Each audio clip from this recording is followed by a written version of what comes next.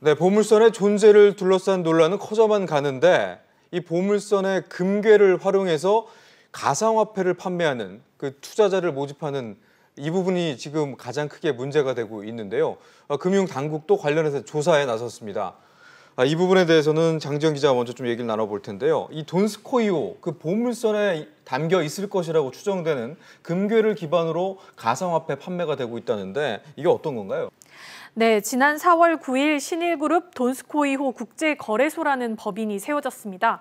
이후 신일 골드코인 판매가 본격화한 것으로 추정이 되는데요. 신일그룹 측은 신일 골드코인을 암호화폐라고 소개하고 있습니다. 돈스코이호 인양 후 내부에 실려 있다고 추정되는 금 200톤을 통해서 올린 수익을 배당하는 구조라고 이렇게 설명이 되고 있는데요. 쉽게 말해서 지금 신일 골드코인을 사서 쥐고 있으면 추후 인양에 따른 수익을 배당받을 수 있다는 겁니다. 신일 골드코인은 개당 120원에서 200원 사이에서 판매가 되고 있는데 인양 후 보물 가치의 10%에 해당하는 15조 원을 보유자에게 이익 배당금으로 지급할 계획이라고 홈페이지를 통해서 밝힌 상황입니다. 네, 자 보물섬을 활용한 가상화폐 구체적으로 어떤 방식으로 팔리고 있는 건가요? 네, 이 신일 골드코인 거래소는 30여 개 지역별 센터를 운영하면서 투자자들을 모집해왔습니다. 본사에선 직접 판매하지 않고 센터장과 자문위원 등을 통해서 구매를 할 수 있는데요. 제가 코인을 사보려고 판매원과 전화 통화를 해봤는데 직접 한번 들어보시죠. 송금을 해드리고 본사 계좌번호 있잖아요. 그 계좌로 입금 시키시고 저한테 전화 주시면 내용을 정리해서 드리고 즉, 각 센터에서 연락을 해서 구입할 코인 금액을 계좌에 입금하면 신일 돈스코이 국제거래소 홈페이지 내에 설정된 본인 계좌에 암호화폐가 입금되는 방식입니다. 최소 100만 원에서부터 5천만 원까지가 살 수 있는데 저와 통화를 한 판매자는 본인을 통해서 사면 코인을 제가 낸 금액보다 더 얹어서 줄 수 있다고도 설명을 했습니다. 제가 이제 드릴 수 있는 게 우리 기사에 나오는 숫자가 있어요. 그러니까 우리 선생님한테 다 올려드릴 수가 있고 가입하시고 가입을 하셨나요? 하면서 그러면 무료로 드리는 거예요.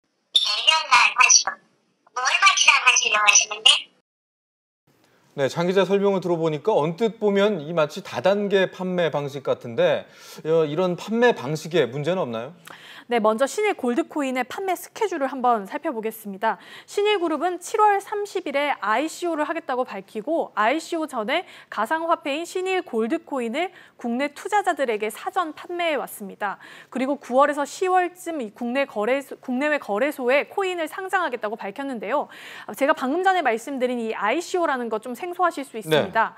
네. 이 ICO는 기업 공개, 즉 IPO와 비슷한 개념이라고 보시면 되는데 IPO가 회사 자금 조달을 위해서 기업 공개 후 주식을 발행하는 것이라면 ICO는 주식 대신에 이 코인을 발행을 하는 겁니다.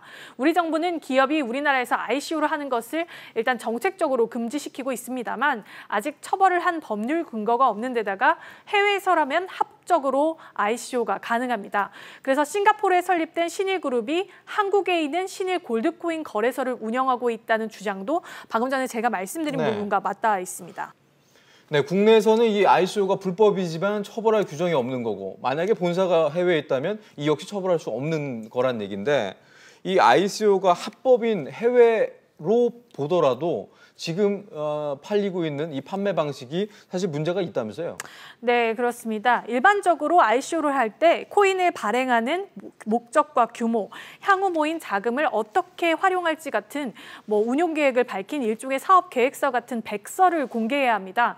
쉽게 생각해서 우리가 기업 IPO를 할 때도 일반적으로 기업의 꼼꼼한 정보를 요구하잖아요. ICO를 할 때도 마찬가지인데요. 신일 골드코인은 이런 내용이 담긴 백서 자체가 없습니다. 코인의 발행 총량도 알 수가 없고 모인 자금을 어떻게 운용할지에 대한 정보가 전혀 공개되지 않은 상태로 사전 판매가 이루어지고 있는 겁니다. 대부분의 ICO들은 그 백서 내에 어떤 비즈니스를 할 건지, 어떤 토큰 이코노미로 돌아가는지에 대한 구체적인 정보가 있고, 그리고 나서 발행 총량부터 해서 발행되는 어떤 스케줄까지 다 구체적으로 있는 거죠.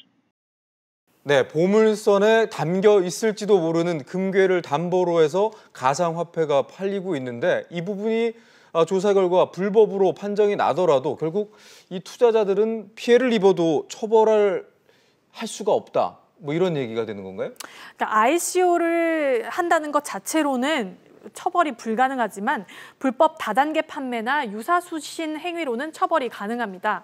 신일 돈스코이 국제거래소는 지금까지 3차례에 걸쳐서 프라이빗 세일이라는 걸 진행을 했는데요.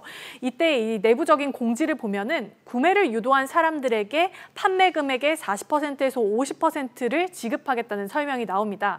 아까 제가 지역 판매 본부가 있다고 말씀을 드렸는데 본사는 사람을 끌어모아서 판매를 한 만큼 인센티브를 이들한테 주겠다고 공지를 한 겁니다. 흔히 다단계 판매 조직에서 보이는 구조와 같은데요. 여기에 대해서 변호사의 의견 한번 들어보시죠. 신일그룹은 투자자가 구매액과 매출에 따라서 직함을 얻고 그 새로운 사람을 끌어들이면 인센티브를 받는 식으로 다단계 방식을 지금 채택하고 있는데 다단계 구조를 이용해서 이 가상화폐라고 하는 것을 판매하는 것 자체가 실질적으로 문제가 될 수 있다는 얘기죠. 네, 앞서 보신 것처럼 보물선에 실린 금괴를 기반으로 한 가상화폐 투자자 모집은 여러모로 석연치 않은 구석이 많습니다. 그래서 저희 취재진이 직접 투자 사무소를 찾아가 봤는데요. 자, 김동우 기자가 직접 다녀왔죠? 네, 신일 골드코인 공식 홈페이지에는 가상화폐를 구매할 수 있는 투자 사무소의 위치와 담당자들의 연락처 정보 등이 공지되어 있는데요. 아무리 전화를 해도 받지 않았습니다. 저희 취재 파일 제작진은 보물선의 금괴 발견을 전제로 가상화폐 투자자를 모집하고 있는 투자 사무소들을 직접 찾아가 봤습니다. 투자 홈페이지에 나와 있는 주소로 찾아가 봤더니 정체를 알 수 없는 법률구조본부라는 간판이 붙어 있습니다. 문은 굳게 닫혀 있고 사무실에는 아무도 없었습니다. 강남에 위치한 또 다른 투자 사무소 역시 상황은 마찬가지입니다. 홈페이지상 주소지에는 이 건물 15층에 투자 사무실이 운영되고 있다고 나왔지만 실제 찾아가 보니 전혀 다른 회사가 입주해 있습니다. 이건 신일그룹이 아닌데? 하지만 저희 취재진은 옆 사무실에 입주한 사무실 관계자로부터 뜻밖의 얘기를 들었습니다. 당연히 신일그룹 아니라고 하는데. 내가 봤는데 신일그룹이라고 며칠 전에. 일주일도 안 됐어요. 근데 신일그룹이라는 건 문자가 써 있었어. 바로 그때 의문의 사무실로 들어가는 한 남성을 만날 수 있었습니다. 생명공학센터인가요 여기? 아 언제부터 여기 원래 생명보험센터로 계약을 했는데 언제부터요? 원래 한 달 전부터요. 관리사무소에 확인해봤습니다. 1506호에서 9호가 최근에 바뀌었나요? 생명공학센터라고 네. 들어왔어요. 그게 언제죠? 6월 중순쯤. 6월 중순이요? 한 달 좀 더 됐네요. 네네. 네, 앞서 보신 것처럼 저희가 찾아가 본 가상화폐 투자자 사무실의 경우 신일그룹과 관련된 직원을 만나보기는 어려웠습니다. 저희는 이런 거점 투자 사무소들이 어떻게 운영되고 있는지 직접 확인해 보기로 했습니다. 해당 거점 사무소들의 운영 주체라고 판단되는 신일 골드코인 국제거래소를 찾아가 봤습니다. 강서구에 위치한 7층짜리 건물, 3개 층을 사용하고 있었습니다. 그런데 이곳 역시 사무실 문은 굳게 닫혀 있었습니다. 신사업을 위해 전 직원이 일주일 넘게 워크숍을 하고 있다는 안내문이 붙어 있습니다.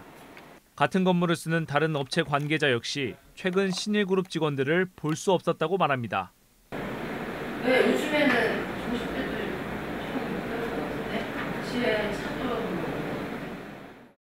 네, 이렇게 보물선에 실린 금괴를 담보로 한 가상화폐 투자 모집은 여러모로 석연치 않은 부분이 많고요. 자, 실제로 회사 측이 주장하는 대로 보물선이 맞고 또 금괴도 실제로 실려 있다면 이 가상화폐를 판매하는 회사가 얘기하는 것처럼 실제로 투자한 사람들이 수익을 얻을 수 있기는 한 건가요? 네, 일단 애초에 신일 골드코인을 판매할 때 신일 돈스코이 국제거래소는 돈스코이호 안에 금괴 200톤이 있고 가치가 150조 원이라고 주장을 했는데요. 앞서 말씀드린 것과 같이 7월 26일 기자회견에서 한국 신일그룹은 정확한 금액양을 알 수 없으며 150조라는 금액이 어떻게 산출이 됐는지 정확히 알지 못한다고 선을 그었습니다. 때문에 사실상 거래소 측이 공언한 대로 15조 원을 배당받기가 현실적으로 쉽지 않습니다. 네. 자, 회사 측의 주장대로 실현이 되더라도 당초 약속한 배당 금액이 15분의 1로 줄어들게 되는 건데, 자, 지금까지 살펴본 암호화폐 투자 부분도 문제지만 앞서 돈스코이호 때문에 이 주식시장도 크게 요동을 쳤었거든요. 특히 이 제일제강이라는 회사의 주식이 굉장히 롤러코스터처럼 이렇게 움직였는데 이 부분도 사실 지금 금융당국이 들여다보고 있는 부분이잖아요. 네, 맞습니다. 1,000원에서 2,000원대 사이에 거래되던 제일제강 주식이 갑자기 지난 7월 18일 최고 5,400원까지 올랐는데요. 전날인 17일 신일그룹이 돈스코이오를 발견했다고 보도자료를 낸 직후입니다. 철강제 제조회사인 제일제강과 신일그룹의 연결고리는 좀 더 시간을 앞으로 돌려보면 찾을 수 있는데요. 지난 7월 5일 제일제강은 류상미 신일그룹 대표가 제일제강 주식 7.73%, 201만 1,239주를 인수할 것이라고 공시했습니다. 때문에 제일제강이 투자자들 사이에서 보물선 테마주로 주목을 받게 되면서 주가가 급등한 겁니다. 네, 이러다 보니까 작전이다, 또 주가 조작이다 이런 의혹들이 제기됐는데 회사 측이 이 부분에 대해서도 입장을 내놨었죠. 네, 주가가 폭등하자 제일제강은 보물선 사업과는 무관하다 이렇게 공시를 했고요. 네. 이후 다시 주가가 급락했습니다.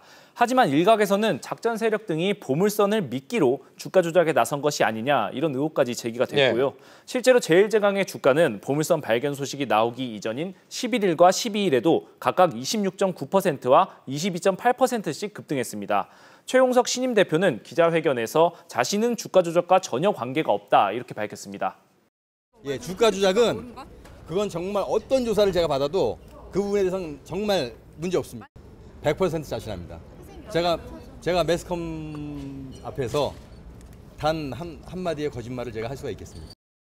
네, 현재 금융당국의 조사 현황은 어떻습니까? 네, 금감원은 전담 2개 팀을 배정해서 기획조사에 착수했는데요.